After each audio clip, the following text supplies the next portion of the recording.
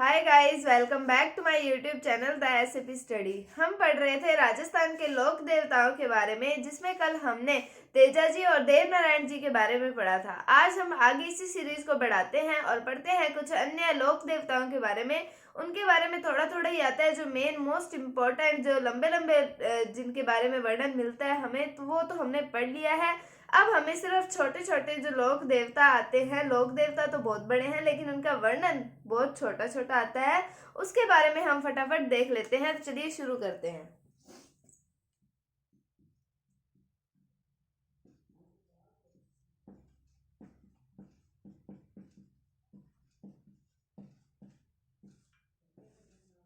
तो सबसे पहले हम शुरू करते हैं खेतला जी से।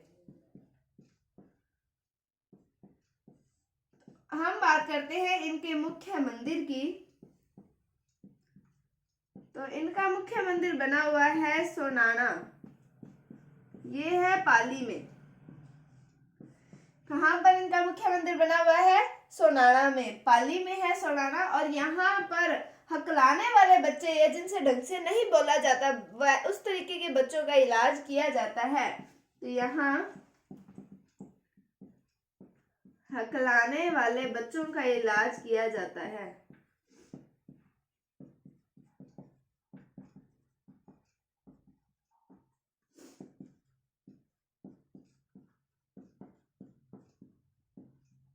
किनकी बात की हमने? खेतला जी की। मुख्य मंदिर है इनका सोनाना, पाली में, और यहाँ पर हकलाने वाले बच्चों का इलाज किया जाता है। आगे हम बात करते हैं, आगे नाम आता है मामा देव का।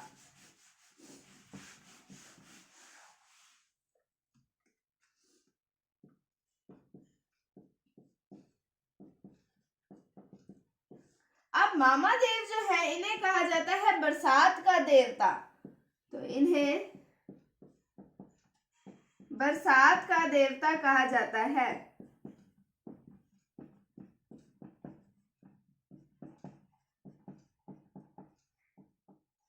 इनका ना, जो मामा देव है, इनका मंदिर नहीं होता, लेकिन गांव के बाहर इनके तोरण की पूजा की जाती है।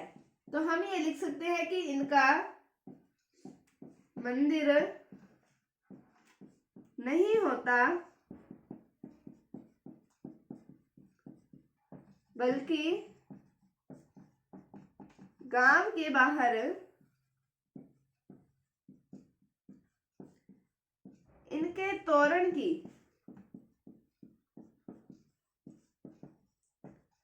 पूजा की जाती है।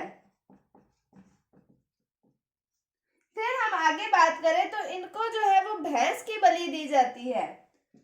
तो इन्हें भैंस की बलि दी जाती है।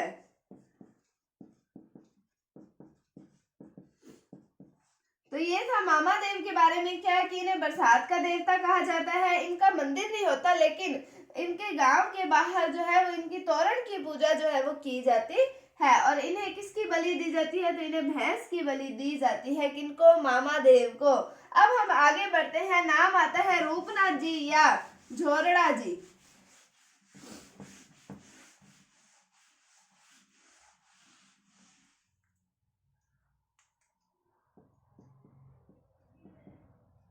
रूपनाथ जी, इनका ही एक और नाम आता है झोरड़ा जी।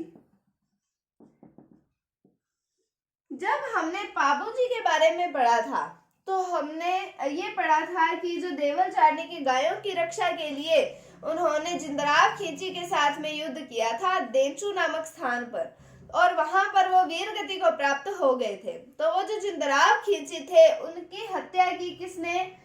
रूपनाथ जी ने। क्योंकि अब रूपनाथ जी जो है वो है पाबू जी के भतीजे। तो हम ये कह सकते हैं कि ये पाबू जी के भतीजे थे।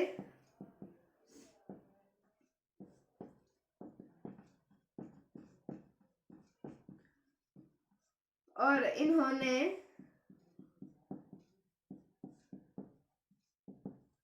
जिंदराव खींची की हत्या की। और हम अगर बात करें इनके मंदिर की, तो इनका मंदिर बना हुआ है कोल्लूमंड में। और कोल्लूमंड कहां पर है? जोधपुर में। तो क्या पढ़ा हमने रूपनाथ जी या फिर झोरड़ा जी के बारे में कि ये पाबू जी के भतीजे थे। फिर इन्होंने जिंदराव खींचे की हत्या की और इनका मंदिर बना हुआ है कहाँ पर, कोल्लूमंड के अंदर। कहाँ पर है? कोल्लूमंड, जोधपुर के अंदर। तो ये था रूपनाथ जी के बारे में। अब हम आगे बढ़ते हैं, एक और लोक देवता आते हैं जिनका नाम आता है ईलो जी।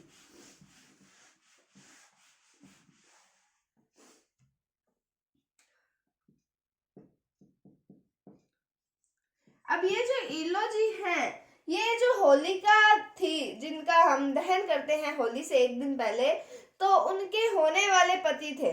कौन थे ये? होलिका के होने वाले पति थे।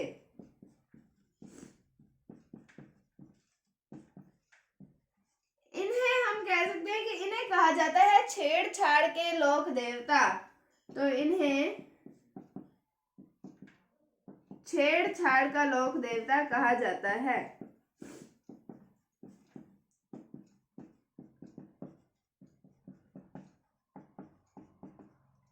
अब हम बात करें कि इनकी ना सवारी निकाली जाती है, और सवारी निकाली जाती है इनकी बाड़मेर में। जब ये सवारी निकालते हैं तब तो बड़े ही हर्षोल्लास के साथ ही सवारी को निकालते हैं, लेकिन जैसे जैसे वो समापन की ओर आती है, सवारी अंत की ओर आती है, तब ये बड़े दुख के साथ में, यानी कि रोने बिलखने के साथ उसका अंत होता है, यानी कि समापन होता है।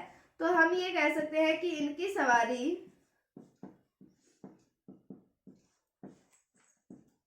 बाड़मेर में निकाली जाती है,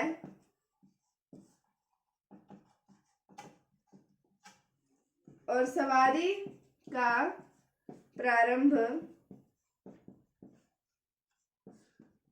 हर्षोल्लास के साथ होता है, परंतु समापन रोने बिलखने के साथ होता है।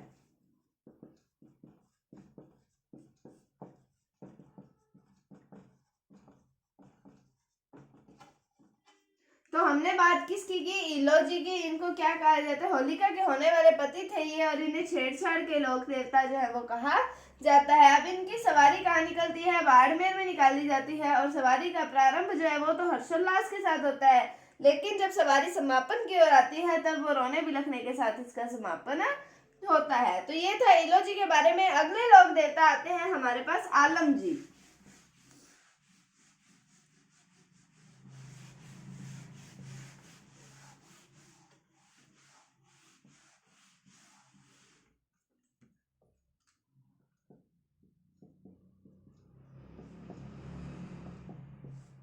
तो इनकी बात करें हम, इनका मुख्य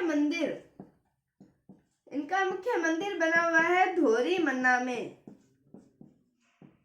और ये है बाड़मेर में।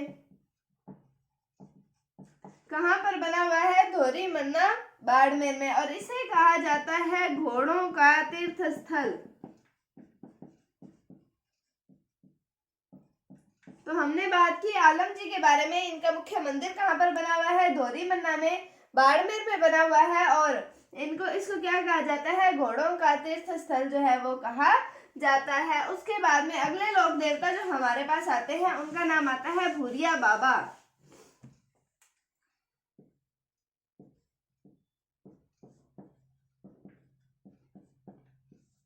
तो भूरिया बाबा ये जो है वो मीणाओं के इष्ट देव कहे जाते हैं। ये मीणा जाति जो होती है उनके, मीणाओं के इष्ट देव हैं।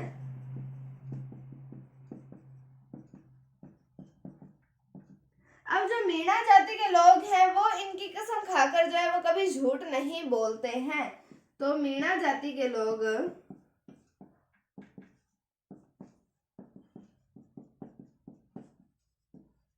इनकी कसम खाकर झूठ नहीं बोलते हैं। अब हम बात करें इनके मुख्य स्थान की, तो इनका मुख्य स्थान आता है गोमतेश्वर।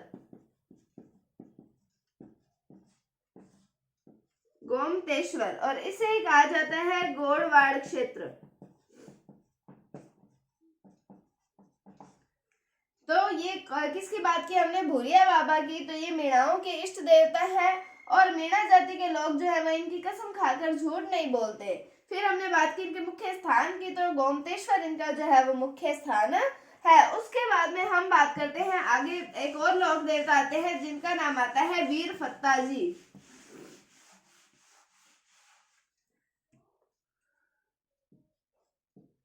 वीर फत्ता जी,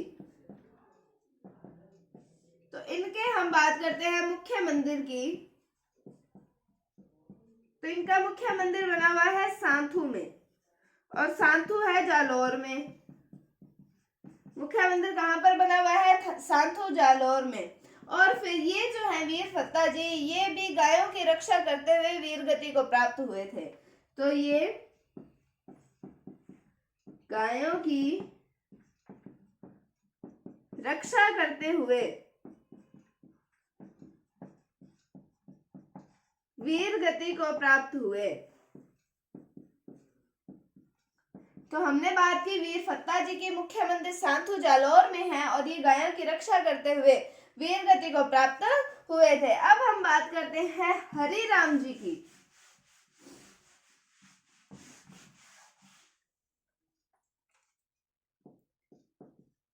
हरिराम जी, तो हरिराम जी इनकी मुख्य मंदिर की बात करते हैं हम। तो इनका मुख्य मंदिर है झोरड़ा। झोरड़ा नागौर के अंदर इनका मुख्य मंदिर है। और उसके बाद में यहाँ पर सांप की बाम्बी की पूजा की जाती है।